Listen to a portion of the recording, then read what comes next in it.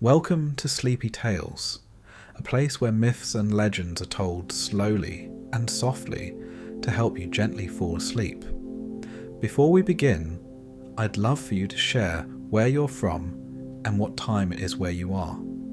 It's always fascinating to see how far these stories travel. And if you enjoy relaxing stories, don't forget to subscribe and hit the bell icon so you never miss a night of our peaceful tales. Now, settle in, relax, and drift off to tonight's bedtime story. Before there were temples of marble or hymns written in her name, there was silence in the forest, deep, breathing silence. Out of that silence came Artemis, the goddess of hunting and wilderness. She was the moonlight that moved between trees, the whisper in the wind, the watcher of life and death that happened unseen. Long before cities and kings, she ruled over the spaces humans feared to enter. The night belonged to her, and so did the freedom that could not be tamed. Before she was called the goddess of the hunt, before the silver moon became her crown, Artemis was a child of struggle and quiet strength. Her mother Leto wandered the earth in pain, heavy with twins and heavy with sorrow. Zeus, the father of the unborn children, had loved her in secret, but when Zeus's wife, Hera, discovered the affair, her jealousy spread like a storm across heaven and earth. She forbade any land that saw the light of day to give Leto shelter. And so the goddess drifted endlessly through barren plains and trembling forests, with no place to rest. It is said that even the rivers turned their backs, their waters shrinking away as Hera's anger echoed through the wind. Only the night listened to Leto's cries. The stars watched her wander, and the gentle moon, still unnamed, lit her path. When her strength nearly failed, the sea carried her to a floating island called Delos. It was not bound to the land, and thus free from Hera's curse. There, under the trembling leaves of a palm tree, Leto finally knelt and began her labour. The first of her children to be born was Artemis. Her arrival was silent, not with the helpless cry of mortals, but with the calm gaze of one who already knew her purpose. The newborn goddess didn't weep. She looked upon her mother's face and understood. It is said she reached out her tiny hands, brushed away Leto's tears, and from that moment her heart belonged to all mothers who would suffer in silence. But Leto's labour was not over. Within her, Apollo still stirred, and Hera's curse had not lifted. The pain returned, fierce and unending. The nymphs who had gathered to help could do nothing. They were afraid, for to assist in the birth of a child fathered by Zeus was to invite Hera's wrath. Yet Artemis did not fear. She stood beside her mother, still small but already divine, and whispered strength into her heart. She guided the birth as gently as moonlight touches the sea. When Apollo finally came into the world, a blaze of gold followed his first breath. The island itself glowed with light, and the sea sang in rhythm with the cries of newborn divinity. The twins lay together, sun and moon, light and shadow, balanced in perfect harmony. Even then, their differences were clear. Apollo's eyes were bright with restless energy, filled with a hunger for song, prophecy, and the chase of perfection. Artemis's eyes, in contrast, were still and deep, holding the calm of forests before dawn. From the beginning, she was drawn to quiet things, the rustle of leaves, the cry of animals in the distance, the whisper of wind across untouched earth. Where her brother would later chase glory, she found peace in simplicity. The gods who watched from Olympus marvelled at her. She was only a child, but there was something ancient about her presence, something that reminded even the oldest gods of what the world had been before them. Leto, weak but grateful, raised her children in the shelter of that small island. It was a fragile peace, a moment caught between storms. Hera had not forgotten, but for a time the island of Delos thrived. Flowers grew where Leto's tears had fallen, and the stars above seemed to draw closer, as if to watch over the twins. Artemis would wander the shores barefoot, her reflection rippling in the water. She felt a strange connection to the creatures that lived around her. The deer that came to drink at dawn, the birds that circled above, the dolphins leaping in the waves. It was there that she began to understand the rhythm of life itself, the breath of birth and the silence of death, the eternal circle that joined all living things. She did not fear either side of it. To her, both were part of the same sacred balance. When a bird fell from its nest and died, she did not cry. She buried it with care and watched the ants carry it away, learning that even death had its purpose. As she grew, the other gods began to notice her grace.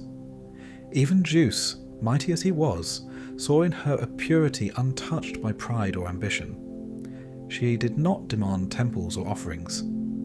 She wanted only freedom, to walk where she pleased, to protect what could not protect itself. Leto watched her daughter with quiet awe, sensing that this child would never be bound by the walls of Olympus. But Hera's bitterness still reached across the sky. One day, storms returned to Delos. The winds howled and lightning split the sea. Leto knew it was time to send her children away before Hera's anger found them again. So she prayed to Zeus, and he answered, not with thunder, but with guidance. Artemis and Apollo would grow apart for a time, each finding their place in the world. Artemis was sent into the wilderness. It was there that her spirit truly awakened. She roamed through valleys and mountains, her bare feet touching stones that remembered the first dawn. She learned to move silently, her eyes sharp and unblinking, her breath steady. She began to understand the pulse of the world around her, the tremor of the earth before rain, the language of trees, the rhythm of rivers. The animals accepted her as one of their own. Everywhere she went, she felt a longing to protect what was pure and unspoiled. She saw how easily beauty could be destroyed, how fragile life was beneath the cruelty of gods and men. When hunters killed more than they needed, she felt a deep ache in her chest. When mothers wept for lost children, she remembered her own mother's tears. These memories shaped her heart like stone shaped by water, slowly but forever. The goddess began to seek solitude, not because she feared others, but because peace could only be found in quiet places. The heavens above were full of noise, arguments, rivalries, ambitions, but the forest offered silence. In that silence, she felt closer to something eternal, something unspoken. She walked under the moon, though it was still nameless then, and its light seemed to follow her. It was said that even the stars bent lower to see her pass. Her presence brought stillness. Wolves stopped howling, rivers slowed, and trees swayed as if bowing in respect. Artemis, though still young, began to carry within her the serenity of the natural world, the kind that could calm storms and soothe pain. She was becoming what she was meant to be, the embodiment of balance between life and death, creation and destruction, protection and power. But the world was not finished with her. Beyond the forest of her youth lay the mountains, and beyond them, her destiny. There, she would come to know the hunt, the freedom of the chase, and the pull of the wild heart that lived within her. The bow had not yet been placed in her hands, but its call was already whispering through the wind. And so Artemis walked deeper into the wilderness, following the soft echo of her fate. The moonlight that had once guided her mother now guided her. Soon, the goddess of the hunt would rise from the forests of the earth, but for now, she was only a girl with quiet eyes, stepping softly through the world that would soon belong to her. The years that followed were not measured by seasons or time, but by the deep rhythm of the natural world. The slow unfolding of forests, the quiet blooming of flowers, the steady heartbeat of the earth beneath her bare feet. Artemis wandered far from the island of her birth, growing into her divinity not through thrones or temples, but through silence and observation. Where others sought glory, she sought understanding. In the shadowed groves and misted valleys, she found her purpose. The wildness of the earth called to her more than the voices of gods ever could. She listened to the cry of wolves, the rustle of deer among the ferns, the whisper of rivers cutting through ancient stone. The world, untamed and untouched, became her temple. When she climbed the mountains, the wind moved with her, carrying her name before it. When she crossed rivers, the waters parted gently around her knees. Wherever she stepped, nature seemed to breathe easier. She was no longer just a daughter of Zeus or the twin of Apollo. She was becoming something older, something that belonged to the earth itself. But even a goddess must claim her symbols, and Artemis had none yet. She desired no crown, no city carved in her name. Instead, she sought tools that matched the spirit of her heart.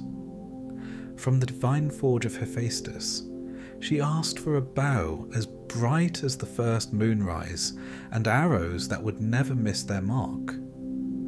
From the Cyclopes, who shaped the weapons of gods, she received silver-tipped shafts that could strike both life and mercy, for she wished her arrows to kill only when balance demanded it.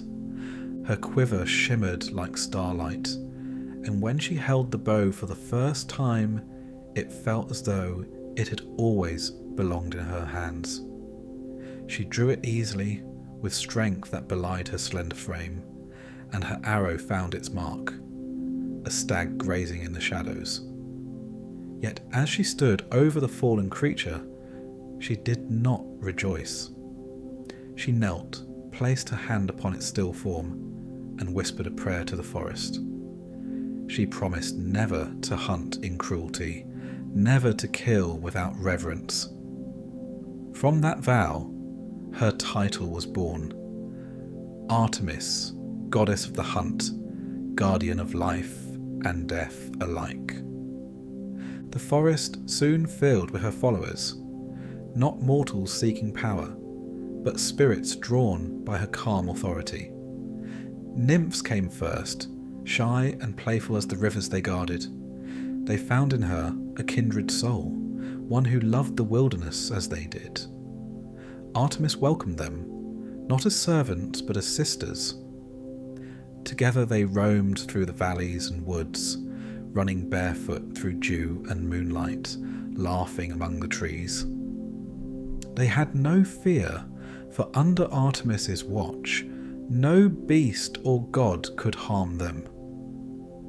Her band of companions grew over time: dryads from the oaks, naiads from the rivers, and even spirits of the mountains joined her.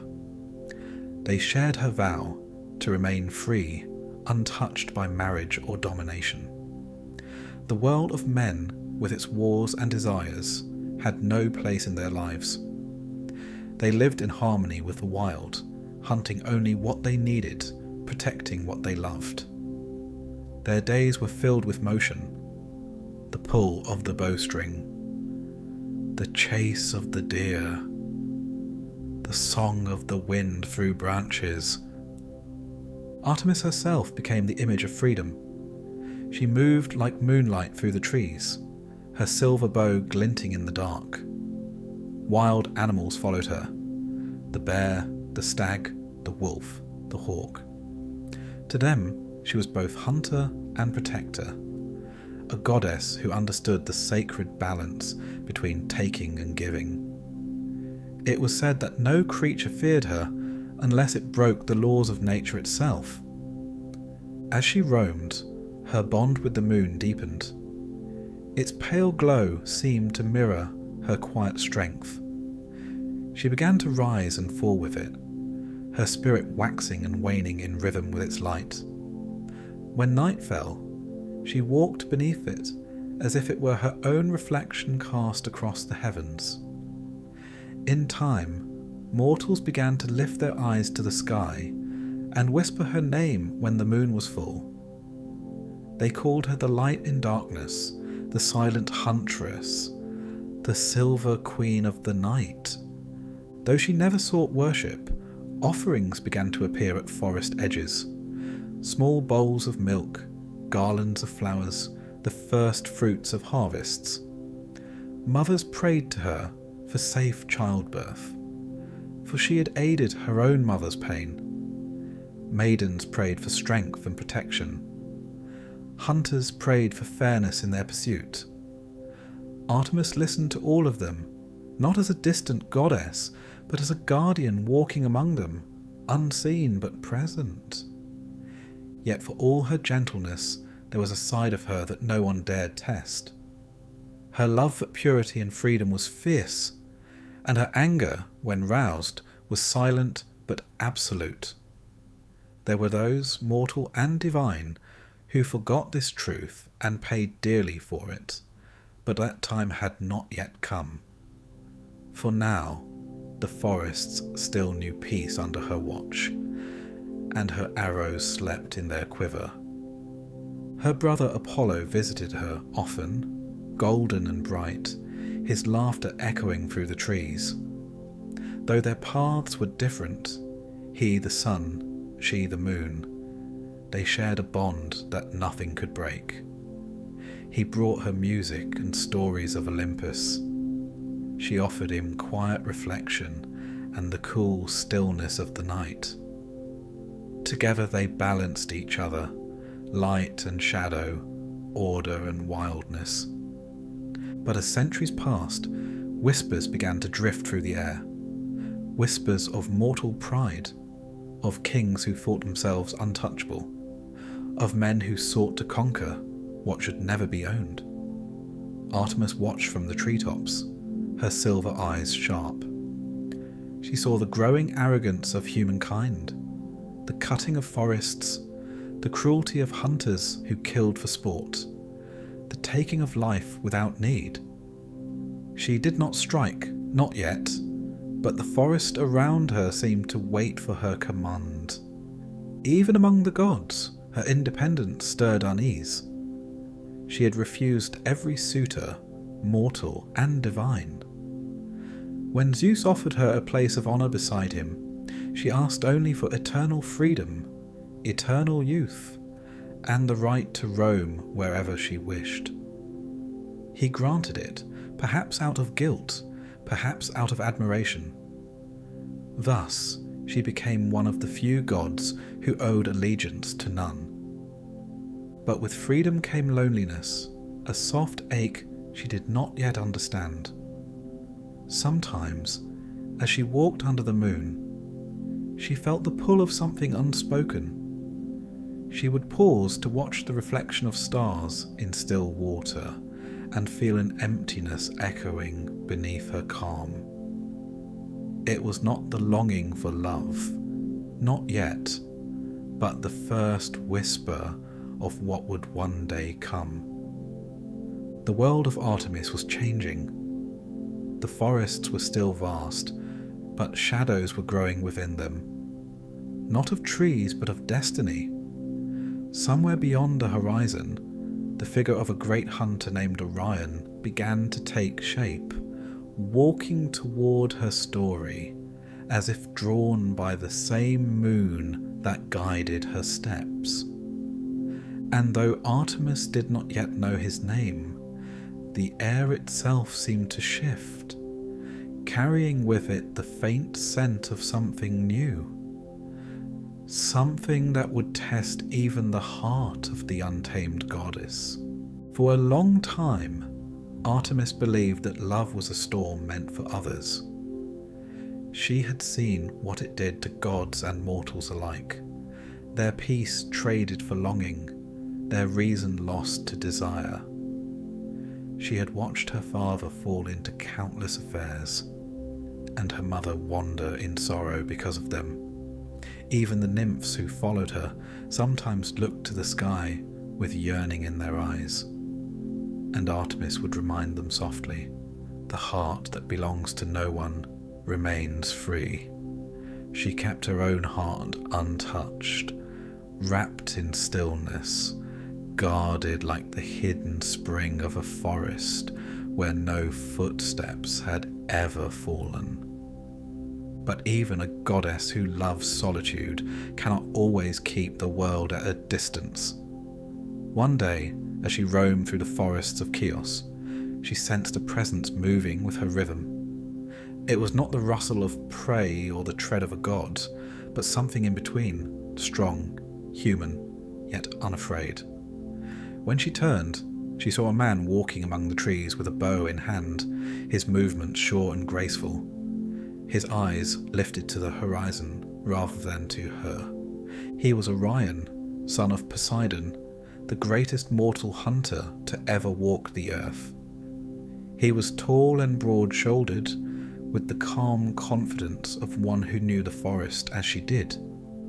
For once, Artemis did not feel the instinct to defend her territory. Instead, she watched him with quiet curiosity. He hunted not for vanity or cruelty, but for skill and balance. He respected the land. And so, for the first time in her long life, Artemis did not walk away. Days passed into weeks, and their paths began to cross again and again. The forest seemed smaller when they shared it, the silence less lonely. They spoke little, but their understanding grew through action, the rhythm of footsteps beside one another, the synchronized draw of their bows, the simple peace of shared stillness after a long hunt. Orion never tried to touch her, never asked for what was not offered. He treated her as an equal, and that was the only closeness she ever trusted. The nymphs whispered that Artemis smiled more in those days. They saw her linger by riversides, her reflection caught beside another's. They saw her eyes soften when she watched Orion loose an arrow into the sky. To them, it looked like love, but to Artemis, it felt like something different, something gentle and wordless, as if two parts of the wilderness had simply found each other. Yet peace never lasts long among gods.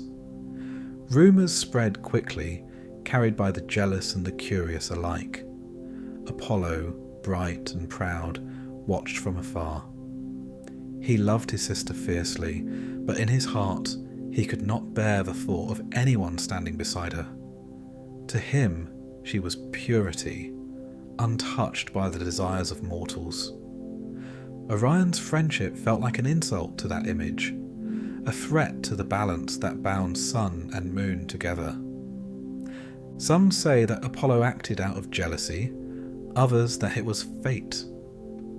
One evening, When the sea lay calm and the sun began to set, he pointed toward the horizon and told Artemis that a dark shape moved across the water, a target worthy of her aim. From where she stood, she could barely see it, a small shadow drifting between waves. She drew her bow, trusting her brother as she always had. Her arrow sang through the air, piercing the distant blur. When the waves turned red, the truth came too late. The shadow she had struck was Orion, swimming in the sea, waving to her in play before the tide swallowed him. The moment shattered her stillness. For the first time, Artemis's heart broke, not from love gained and lost, but from the betrayal of trust, from the loss of something pure. The wind stilled, the forest wept, and the moon dimmed its light for 7 nights. She searched for him, but all she found was the echo of his name in the wind, and the quiet sorrow that settled in her chest. It is said that she lifted his body to the heavens, placing him among the stars so that he would never be forgotten. There he remains, a hunter forever chasing her light across the sky. When mortals look up and see Orion's belt shining beside the moon, they see the unspoken grief of a goddess who could not save what she cherished most.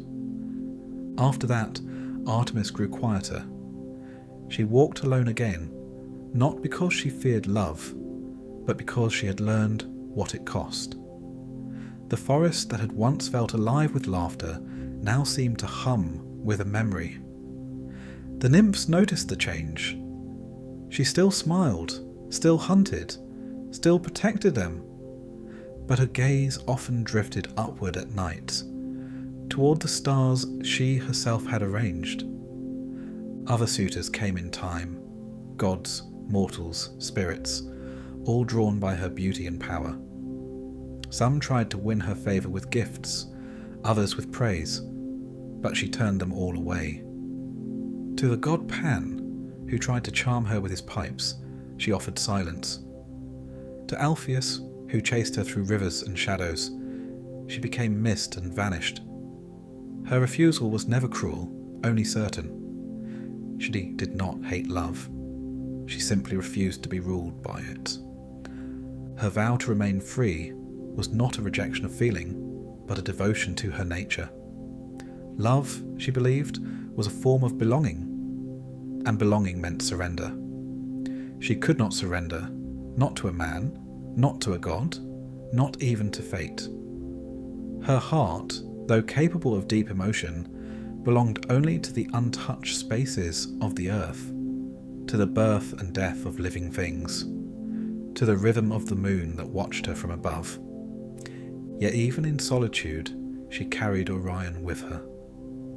His memory became part of the night, part of the stars that guided her hunts.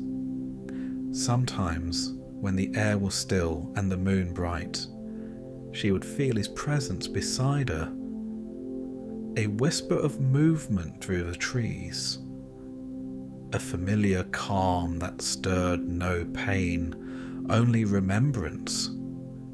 From that grief, Artemis's power deepened. She began to understand the fragility of life more clearly than ever. The wild creatures she protected, the maidens who served her, the mothers who prayed to her, all carried their own quiet sorrows. She watched them with new compassion. When mortals cried beneath the moonlight, she listened. When they prayed for comfort, she answered not with words, but with peace. Her followers began to say that the goddess of the hunt understood loss better than any other god.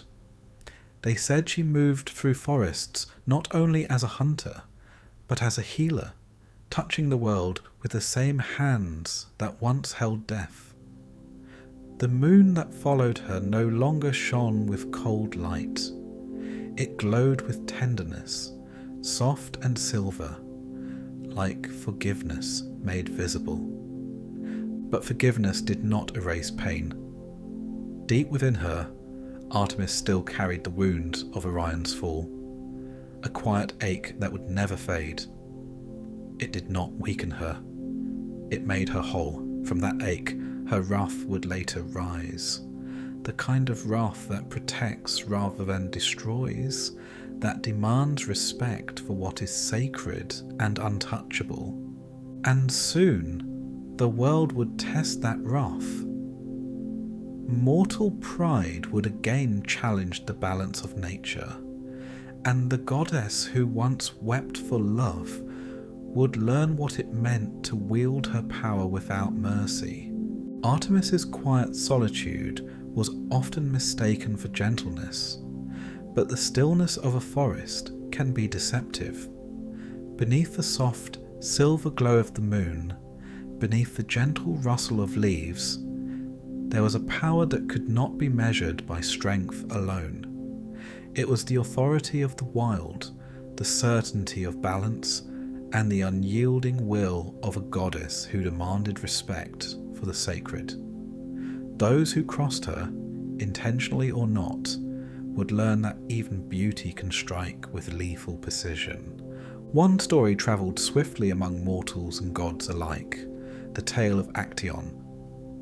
He was a hunter, skilled and proud, known for his own mastery of bow and arrow. One day, wandering through a forest untouched by men, he stumbled upon a pool hidden among reeds and willows. The water was clear, reflecting the silver light of the moon, and there, bathing in its quiet serenity, was Artemis herself. Actaeon didn't understand what he saw. His eyes lingered, not with malice, but with mortal curiosity. To him, it was simply a moment of beauty, yet it was a moment too intimate, a secret of the goddess that should never have been witnessed. Artemis sensed his gaze immediately, the way a deer senses the wind before a storm. Her eyes, calm and unwavering, met his, and for a moment, time itself seemed to hold its breath. She did not cry out, she did not move to strike. Instead, she made a choice, a judgment born not of anger alone, but of necessity.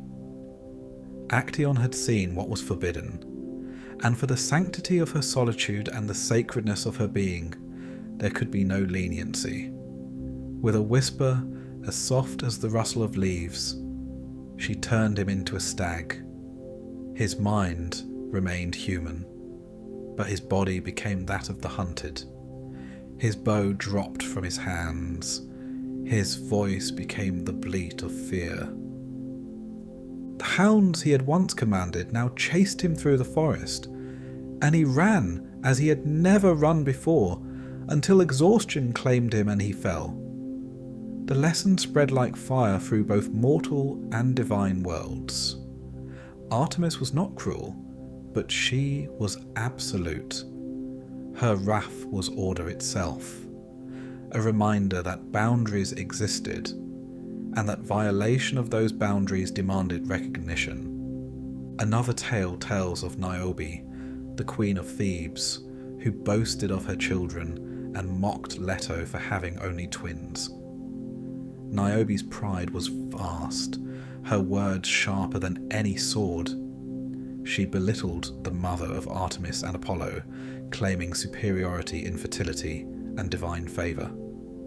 The insult travelled quickly, carried by winds that could not be stopped.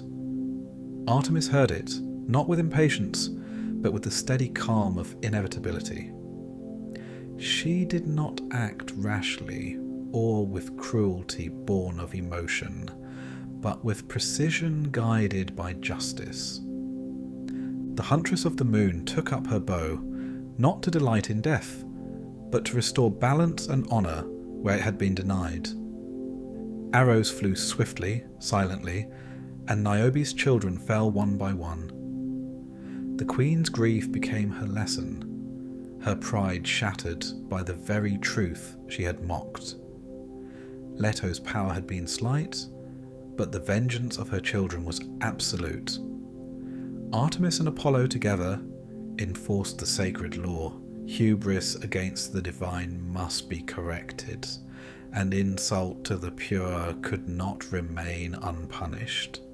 Even gods approached her with caution. Mortals whispered of her wrath, but the immortals understood it differently. It was not a tempest born of fury alone, but a calm force that enforced order in a world prone to chaos. She was as dangerous as the wolf to those who sought to disrupt the natural order, as steady as the river to those who honoured it.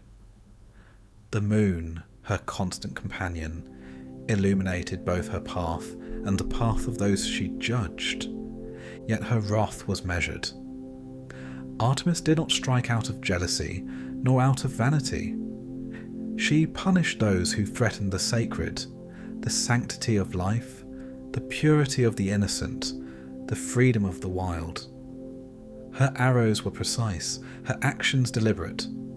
She moved silently, and her fury was not a storm to be weathered, but a shadow to be respected. Even the gods feared the quiet judgment she could deliver, for it was swift, unseen, and absolute. This balance between danger and beauty defined her. When she walked beneath the trees, animals and mortals alike could sense the tension in the air, the power of one who could give life or take it without hesitation. Hunters who respected the forests found her favour. Those who exploited it found themselves mocked, for the goddess of the hunt was both guardian and judge. Every step she took, every arrow she drew, was a lesson in respect and reverence. Her nymphs, too, learned this lesson. They witnessed her fury and understood that it was not something to fear blindly, but something to honour. Artemis allowed them freedom because they shared her values, because they understood the sanctity of life and the order of nature. To stray from that path was to risk the consequences she delivered with the same quiet inevitability as the moon's rise. The forests themselves seemed to bend to her will. Trees grew denser where she lingered, rivers carved deeper courses, and prey moved cautiously, aware of her presence. Even the wind seemed to carry a warning, rustling leaves like whispers of judgment. She had become a force of nature herself, a living embodiment of the balance between beauty and danger. Stories of her wrath travelled beyond Greece, whispered in forests and on winds that crossed oceans. Mortals told of the silent huntress who punished pride, of the goddess who could bring death without cruelty, of the silver-eyed protector who defended the innocent. Even kings, with their armies and temples, hesitated at the thought of invoking her name lightly. To Artemis, worship was not demanded, but respect was required. The natural world, the sanctity of life, the quiet spaces that no human hand should touch, these were hers to guard. Yet beneath this fearsome presence, there was still the quiet heart of the goddess who had once held her mother's hand during birth, who had grieved Orion's fall among the stars. Wrath did not erase tenderness, and justice did not erase compassion. They coexisted in her, as they did in the forests she roamed, danger and beauty, predator and protector, moonlight and shadow. Each was necessary, each part of the same whole. The world began to understand that Artemis was not merely a goddess of the hunt, but a guardian of all that must remain unspoiled. Mortals, creatures, and even gods learned that her bow could bring death, but that her presence also brought life. To walk respectfully through the woods was to walk under her protection. To defile them was to invite consequences swift and certain. As she moved silently beneath the moon, the silver light followed her like a shadow. Her nymphs kept pace, learning not only to hunt but to understand the weight of responsibility, the necessity of order, and the cost of pride. The forest thrummed with quiet energy, alive under her command. Even as centuries passed, Artemis remained unchanged in her essence. Her wrath was not a passing anger, but a constant force that ensured the world remained in balance. She became a figure of awe and reverence, a reminder that the divine could be gentle and merciless in the same breath. Mortals built temples and offered prayers, but the goddess herself remained in the wilderness, her arrows at the ready, her eyes unyielding, her presence eternal. And yet, even with her power and her vigilance, the moonlit huntress knew that new challenges would come, that new mortals and gods would test the limits of her patience, and that her role as protector and judge would demand even greater strength. The wild called to her still, carrying whispers of trials yet to come, the echoes of stories not yet told.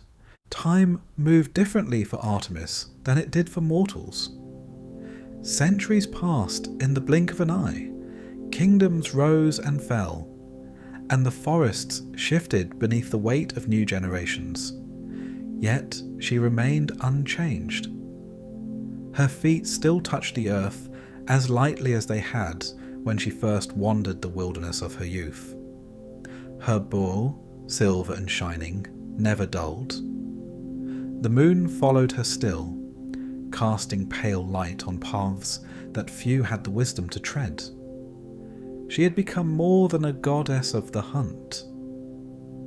She had become an enduring presence, a guardian of the unseen, a force woven into the rhythm of the natural world.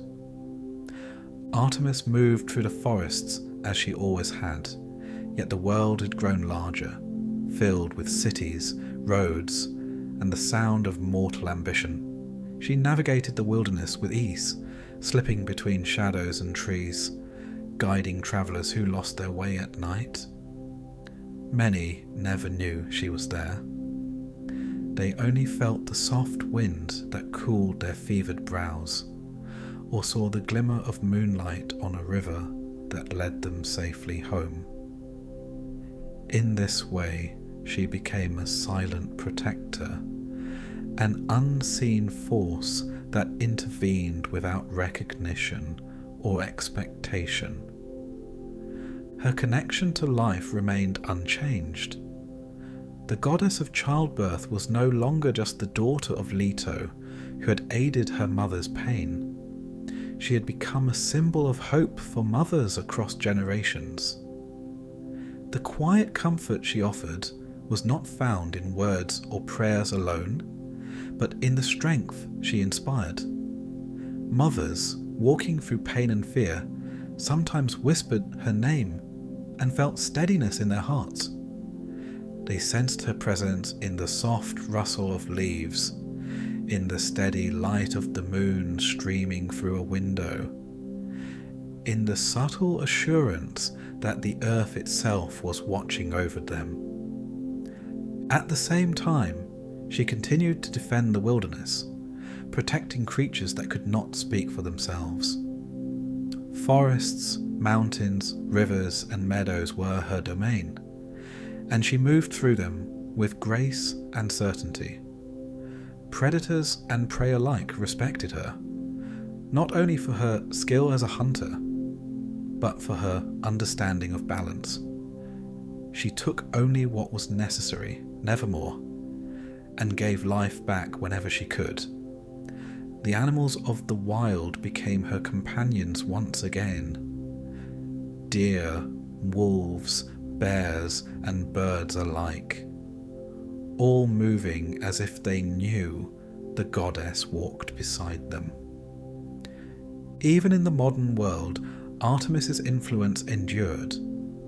Mortals no longer called her by her name in fear or reverence, but she remained as essential as the moon in the sky, and the quiet pulse of nature beneath their feet.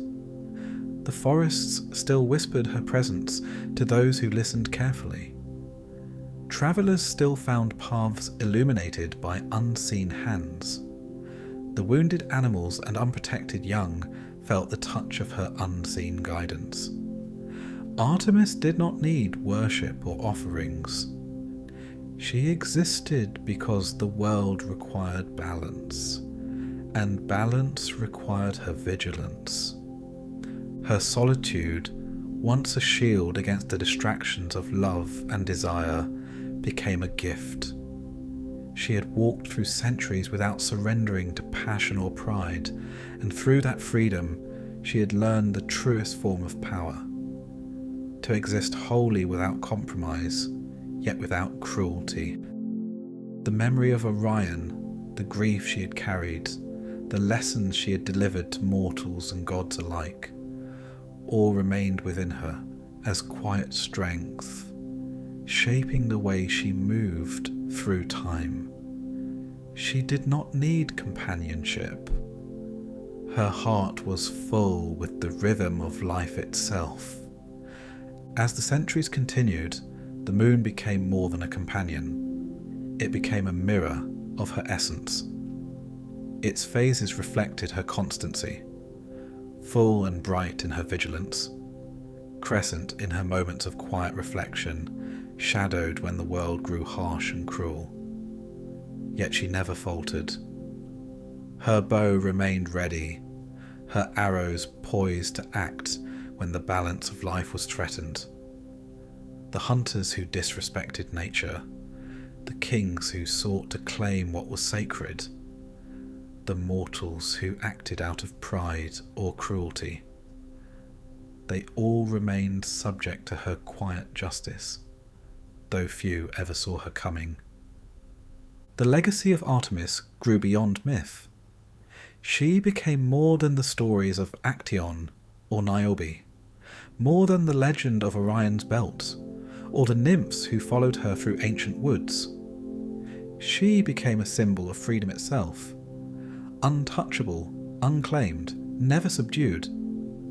Where human hands sought to cage or dominate, her spirit could not be contained. Where ambition or desire threatened to disrupt the natural order, her vigilance remained unbroken. She was eternal because she was essential, a force that could never be removed from the world, no matter how much it changed. Even in places untouched by human memory, she walked. The peaks of mountains, the hidden valleys, the islands that floated between the waves, all were hers to roam. The deer that leaped silently through meadows, the wolves whose eyes reflected moonlight, the rivers that carved their paths through stone. They all knew her presence. To those who lived in these wild places, she was not a goddess to fear, but a guardian to respect. A presence that reminded them that the earth was alive, that balance must be honoured, and that freedom was sacred. And still, the moon followed her.